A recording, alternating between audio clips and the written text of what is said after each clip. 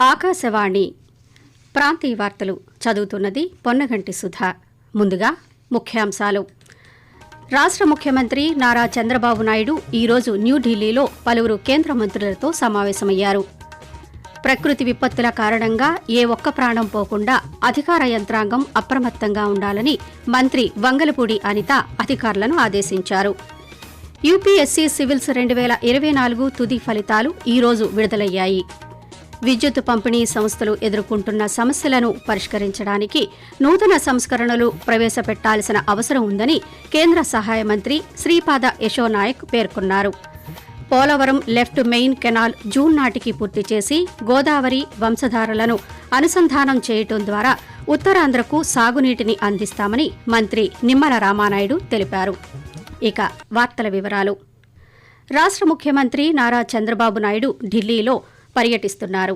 ఈ రోజు ఉదయం కేంద్ర జలశక్తి శాఖ మంత్రి సిఆర్ పాటిల్తో సమావేశమై పోలవరం బనకచర్ల ప్రాజెక్టులపై చర్చించారు. అనంతరం కేంద్ర న్యాయశాఖ మంత్రి అర్జున్ రామ్ మేఘ్వాల్ను కలిశారు. మధ్యాహ్నం కేంద్ర మంత్రులు అమిత్ షా, పీయూష్ గోయల్తో విడివిడిగా సమావేశమయ్యారు. వచ్చే నెల 2వ తేదీన ప్రధానమంత్రి నరేంద్ర మోదీ అమరావతి రానున్న నేపథ్యంలో పర్యటన ఏర్పాట్లపై హోంమంత్రి అమిత్ షాతో ముఖ్యమంత్రి చర్చించారు. కేంద్ర మంత్రులు కె రామ్మోహన్ నాయుడు, పెమ్మసాని చంద్రశేఖర్, పలువురు ఎన్డీఏ పార్లమెంటు సభ్యులు కూడా ముఖ్యమంత్రితో ఈ సమావేశాల్లో పాల్గొన్నారు.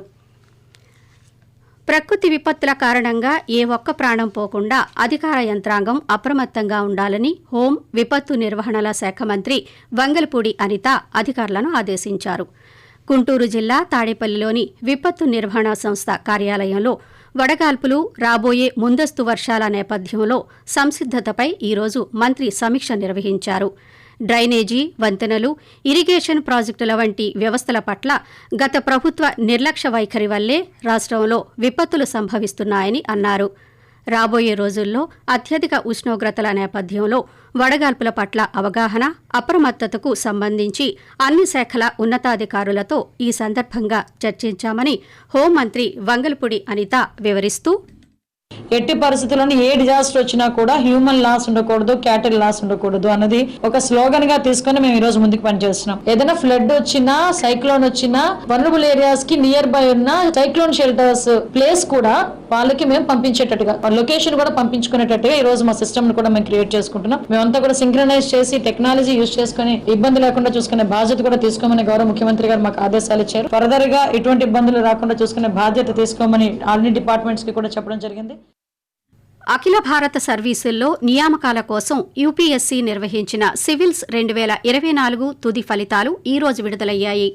శక్తి దూబే మొదటి ర్యాంకు సాధించగా 2వ ర్యాంకు హర్షిత్ గోయల్, 3వ ర్యాంకు అర్చిత్ పరాగ్లు దక్కించుకున్నారు.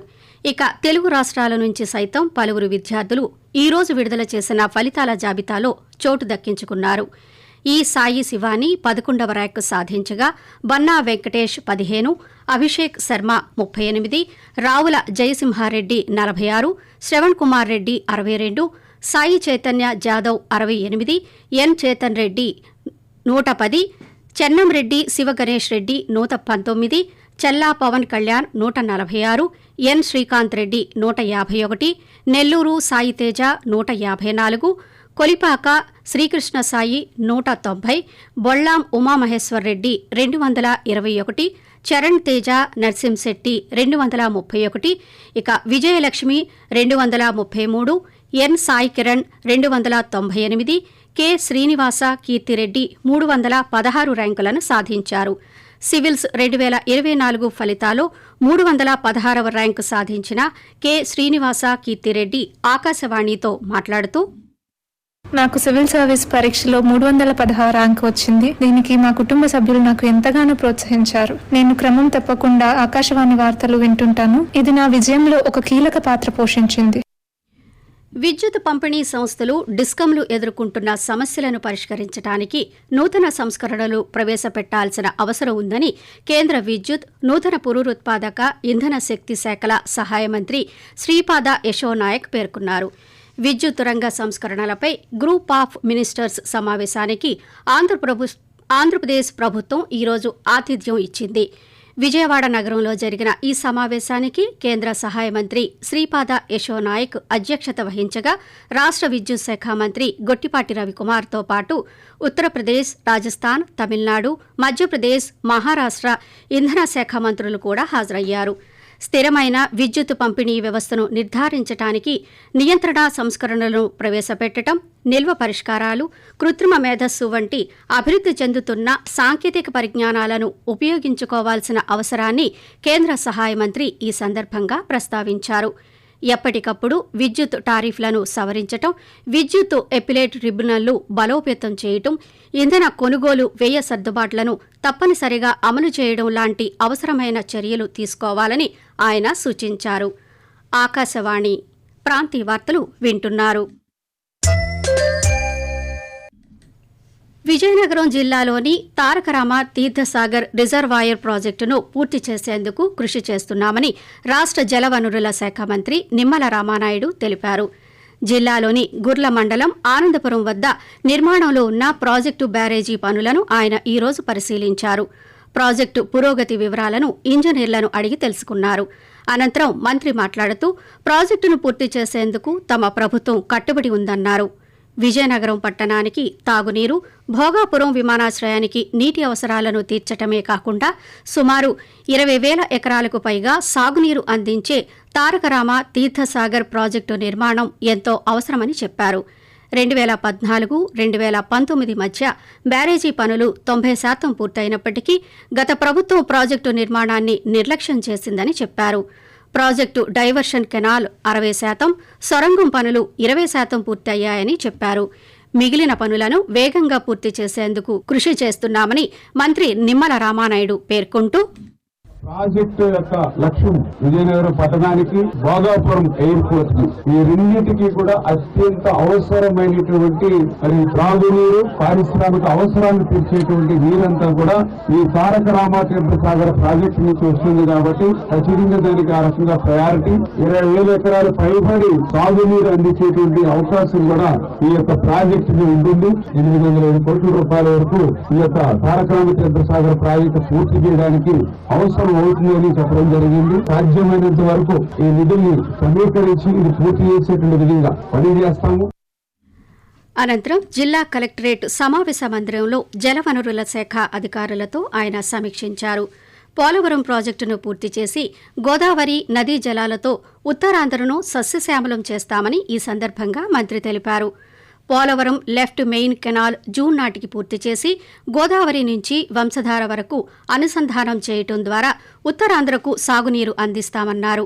అందుకోసం ఈ సంవత్సరం బడ్జెట్లో 6,500 కోట్ల రూపాయలను కేటాయించామని మంత్రి నిమ్మల రామానాయుడు తెలిపారు. రాష్ట్రంలో అత్యధిక ఉష్ణోగ్రతలు, వడగాలులు కొనసాగుతున్నాయి.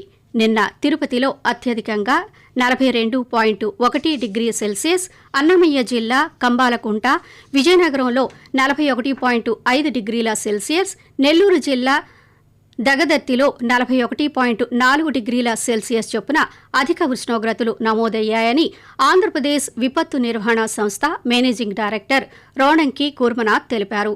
మరోవైపు దిగువ ట్రోపో ఆవరణంలో నైరుతి దిశగా గాలులు వీస్తున్నాయని, వీటి ఫలితంగా రాష్ట్రంలో రేపటి వాతావరణ సూచనలను వాతావరణ అధికారి వెల్లడిస్తూ ఆంధ్రప్రదేశ్ మరియు యానంలో రేపు తేలికపాటి నుంచి ఒక మోస్తారు వర్షాలు లేదా ఉరుములతో కూడిన జల్లులు 1 లేదా 2 చోట్ల కురిసే అవకాశం ఉన్నది. కోస్తా ఆంధ్రప్రదేశ్, యానం మరియు రాయలసీమలలో రాగల 4 రోజుల్లో వేడి, తేమ, అసౌకర్యమైన వాతావరణంతో పాటు గరిష్ట ఉష్ణోగ్రతలు క్రమంగా 2 నుంచి 3 డిగ్రీల సెంటీగ్రేడ్ పెరిగే అవకాశం ఉన్నది. ఆకాశవాణి ప్రాంతీయ వార్తలు ముగించే ముందు ముఖ్యాంశాలు మరోసారి. రాష్ట్ర ముఖ్యమంత్రి నారా చంద్రబాబు నాయుడు ఈరోజు న్యూఢిల్లీలో పలువురు కేంద్ర మంత్రులతో సమావేశమయ్యారు. యూపీఎస్సీ సివిల్స్ 2024 తుది ఫలితాలు ఈరోజు విడుదలయ్యాయి. ప్రకృతి విపత్తుల కారణంగా ఏ ఒక్క ప్రాణం పోకుండా అధికార యంత్రాంగం అప్రమత్తంగా ఉండాలని మంత్రి వంగలపూడి అనిత అధికారులను ఆదేశించారు. ఆకాశవాణి ప్రాంతీయ వార్తలు ఇంతటితో సమాప్తం. జాతీయ వార్తలు 8:30 వింటారు.